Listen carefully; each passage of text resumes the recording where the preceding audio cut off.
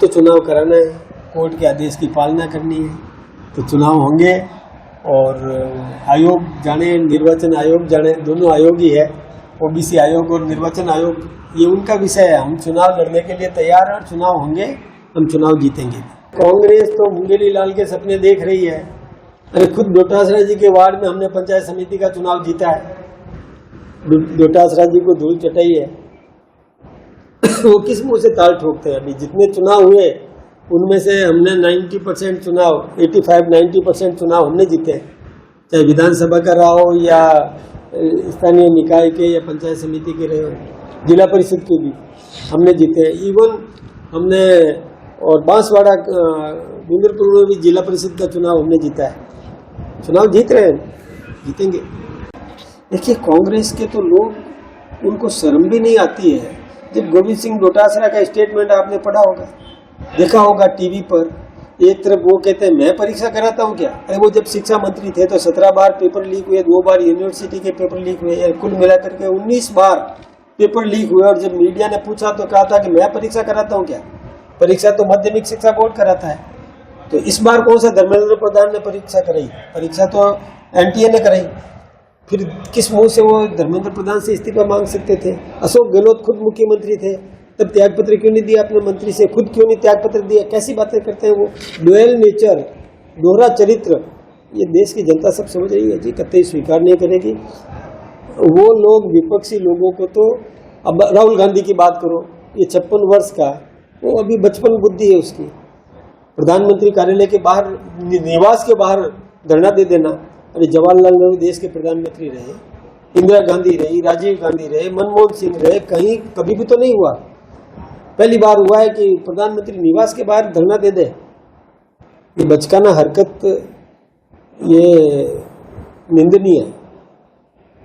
उसमें डिलिमिटेशन का होना है, सीटें बढ़ाने का होना है, वो अभी बाकी है।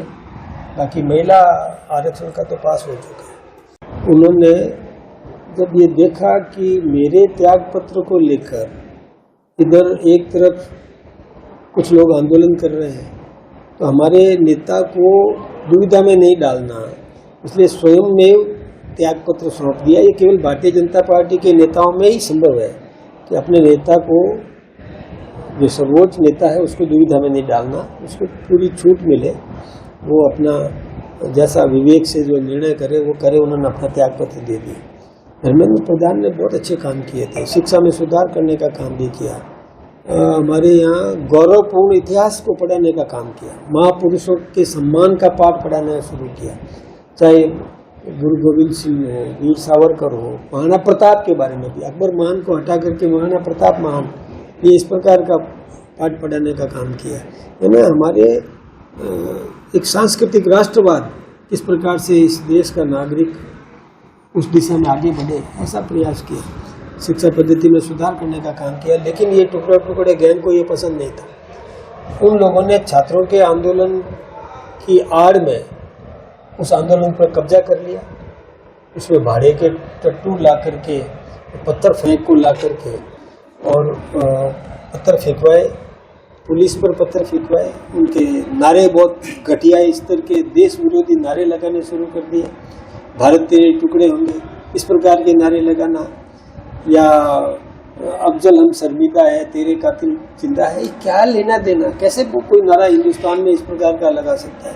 आरएसएस के खिलाफ में नारे लगाने शुरू किए। तब विद्यार्थी वहां से खिसक गए। विद्यार्थी को लगा कि ये तो गलत हाथों में चला गया आंदोलन, इसलिए यहाँ रहना नहीं चाहिए। उसके बाद उस आंदोलन को हाईजैक कर दिया उन लोगों ने जो साइन बाग में कभी भी और धरना दे करके बैठे हुए थे, और वो लोग आगे आकर के और सदन की ओर बढ़ने लगे। पत्थर उन्होंने ट्रकों में पहले इकट्ठे करके रखे हुए थे। देखिए उसी समय प्रहलाद जोशी जी को इसका चार्ज दे दिया गया था।